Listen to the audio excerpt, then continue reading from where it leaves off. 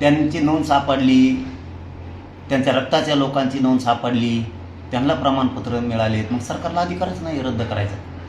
मग ओबीसीचे रद्द करणार का तुम्ही? ओबीसीचे पण प्रमाणपत्र रद्द कसं का होत नाहीत? त्यांचे पण करणार का इथून पुढं?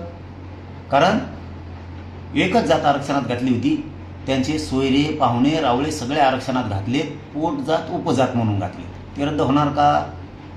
मग मराठ्यांवरचा अन्याय कशामुळं?